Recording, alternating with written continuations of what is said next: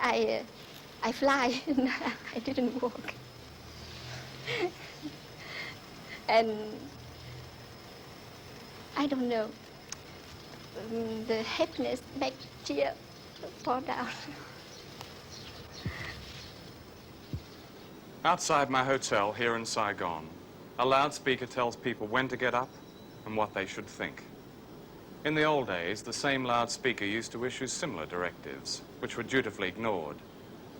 Words and images have changed. Coca-Cola has come down, Uncle Ho has gone up. The Vietnamese have been liberated from war, but have they been liberated from insidious, old-fashioned repression?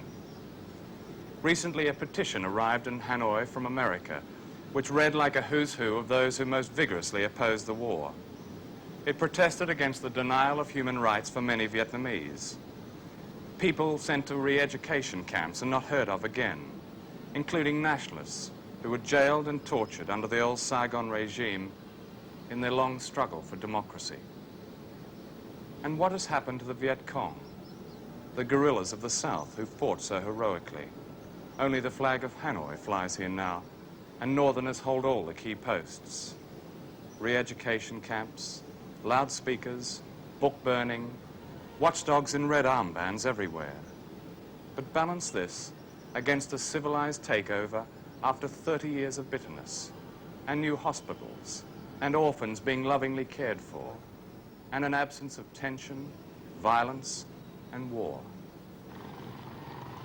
And as the war recedes in the memories of the first generation at peace, Vietnam will, I believe, liberalize as Yugoslavia has done. After all, the Northerners won, not as Oriental Prussians under the spell of an ideology, but as nationalists with an extraordinary sense of their nation's history.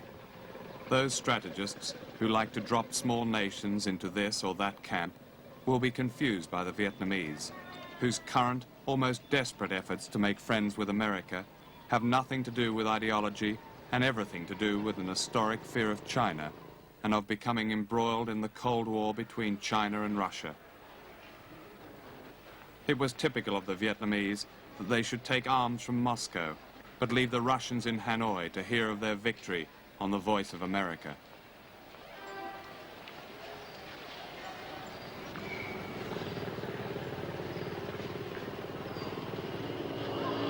You might like to consider the terrible irony in all of this.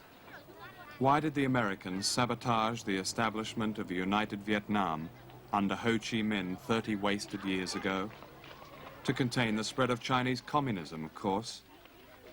What all this surely means is that if America had left this country alone, Vietnam would have evolved